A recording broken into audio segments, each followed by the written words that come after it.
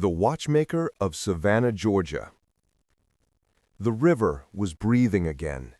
Every evening at 6, the Savannah rolled in on a tide of brine and diesel, pushing damp air up the cobblestones of River Street until it seeped through the warped floorboards of Beaumont's Time and Tide. The shop smelled of brass polish, old paper, and the ghost of chicory coffee Elias Beaumont brewed in a dented percolator, older than his daughter. Ticks overlapped in 1,000 different tempos, pendulums in mahogany long cases, a cuckoo that had lost its bird, the nervous heartbeat of pocket watches laid open on green felt like patients awaiting surgery. Elias, 72, moved among them with the patience of a man who had outlived 3 wars and 2 wives. His hands, veined and steady, could coax a 17th-century verge escapement back to life, or set a modern quartz to the exact second of the atomic clock in Boulder. He had not taken a serious commission in 8 years. The tourists wanted batteries replaced. The locals wanted heirlooms cleaned before estate sales.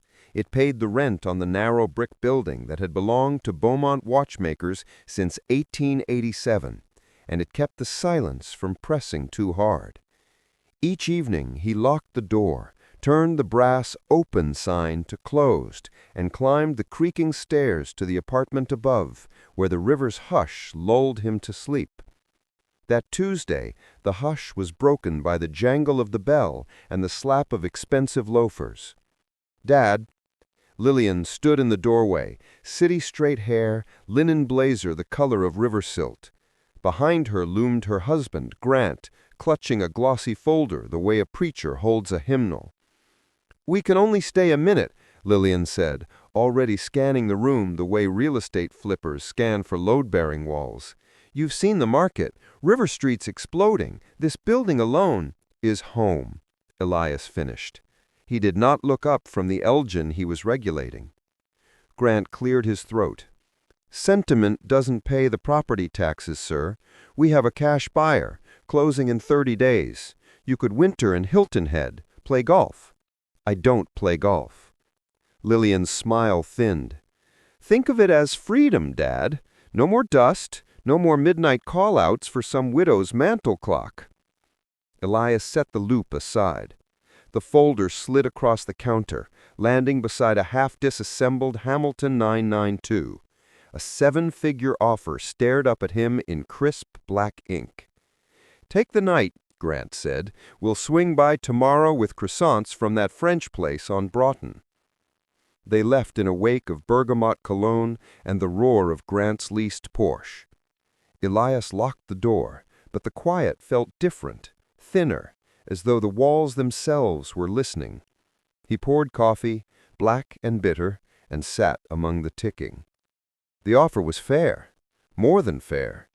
He could buy a condo on Tybee, watch pelicans instead of balance wheels, yet when he pictured the shop empty, shelves stripped, the river's breath cut off by plate glass and boutique lighting, something inside him clenched like an overwound mainspring.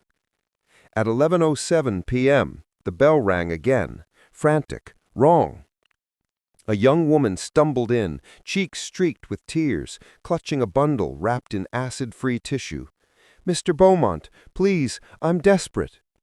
Her name was Maya Patel, a horology preservation grad student from SCAD. She unwrapped the bundle with shaking hands. An 1865 Patek Philippe. Rose gold hunter case, porcelain dial, blued Breguet hands. The kind of watch that collectors weep. A hairline fracture zigzagged across the crystal. The mainspring barrel had been forced open. The spring kinked like a snapped guitar string. "I snagged it on my thesis display case," Maya sobbed. "I need it functional by morning for the symposium, my entire grade." "Impossible," Elias said automatically. Then he saw the movement. The balance wheel spun true, but the escapement teeth were nicked, deliberate, surgical damage. Someone had wanted the watch broken just enough to need a master, but not destroyed. "I'll pay anything," Maya whispered. He looked into her eyes and saw something else. fear older than any exam. He thought of Lillian's folder, Grant's practiced smile. "Leave it," he said. "Come back at 8. She fled into the night. Elias locked the door, turned the sign, and carried the Patek to the back workbench beneath a 24 times Bosch and Lomb microscope. The river fog pressed against the windows like a conspirator. He worked by the green glow of a banker's lamp. First the crystal, removed with a suction cup, set aside. Then the dial, lifted on delicate screws. The movement lay naked, caliber 17 LL, 18 joules, wolf's tooth winding. Beautiful. And wrong. The damage was too clean for a snag. The mainspring had been pried with a case knife. Someone had staged an accident. At 3:14 a.m., while coaxing the kinked spring back into its barrel with heated tongs, the loop caught a glint inside the case back. He angled the light. There, micro-engraved in a script no larger than a gnat's wing, E.B., 1872, Oak Grove. Elias's breath stopped. His grandfather, Ezekiel Beaumont, had engraved that mark on every watch he smuggled out of the burning Oak Grove plantation in 1872 to keep it from carpetbaggers. The watch had vanished in 1974 from the Savannah History Museum's locked archive. Stolen, the papers said. Unsolved. He photographed everything, the deliberate pry marks, the kinked spring, the hidden initials. Then he opened his ancient flip phone, still on a grandfathered AT&T plan, and snapped the screenshots Maya had forwarded in a panic at 2:47 a.m. Lillian. "Tell him it's for your thesis. Cry if you have to. He's sentimental." Grant. "500 cash when it's done. Don't let him keep it overnight." Elias saved every image to a micro SD card, slipped it into a brass pocket watch case, and locked it in the safe behind the 1896 regulator. He finished the repair at dawn. New crystal, retempered spring, balance pivots polished to a mirror. The Patek ran within 3 seconds a day. He hung it on a velvet stand, closed the case, and waited. Maya arrived at 8 on the dot, eyes puffy but composed. She gasped at the watch. Perfect. Alive. "How much?" 200, Elias said. "For the crystal." She tried to press a wad of hundreds into his hand. He took 2 bills, returned the rest for your tuition. She left clutching the watch like a heart. 10 minutes later, the bell jangled again. Lillian and Grant swept in, croissants scented with almond and betrayal. "Morning, Dad," Lillian chirped. "Sleep on it?" Grant slid the folder forward.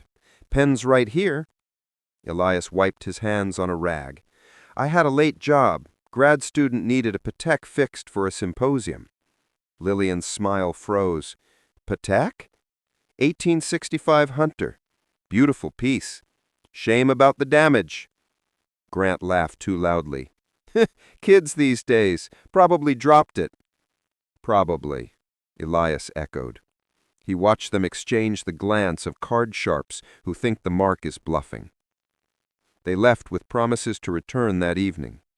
Elias locked the door, brewed coffee, and opened his laptop, an ancient Dell that wheezed like a steamboat. He composed an email to the American Watchmaker Clockmakers Institute. Subject line, "Urgent, 1865 Patek Philippe, serial number 28841, stolen 1974, fraudulent auction." He attached the photos, the texts, the provenance he had pieced together from museum microfiche. At 11:03 a.m., he hit send, then walked to the Telfair Museum, where the estate treasures of the Low Country auction was already setting up in the sculpture garden. By noon, the river was glittering under a brass sun. Tourists licked pralines and posed beneath the waving girl statue. Inside the garden, white-gloved attendants arranged lots on velvet pedestals. Lot 47, the Patek, spotlighted like a movie star. A placard read, "Property of a Savannah lady. Estim 2.8 to 3.2 million." Elias stood at the back, hands in his pockets of corduroy jacket. Lillian, in cream silk, worked the crowd with champagne charm. Grant gland-handed a Sotheby's rep. The auctioneer raised his gavel. "Ladies and gentlemen, we open at—" A woman in a navy suit burst through the garden gate, badge flashing. "Halt the sale! Federal Marshals and AWCI injunction!" Pandemonium. Phones rose like periscopes. Lillian's champagne flute slipped, shottering on the flagstones. Grant went the color of skim milk. Elias walked forward through the chaos. The marshal handed him the patek in an evidence bag. "Mr. Beaumont, we'll need your statement." "Happy to give it," he said. The story broke on the evening news. Local watchmaker foils multi-million-dollar heist. Lillian and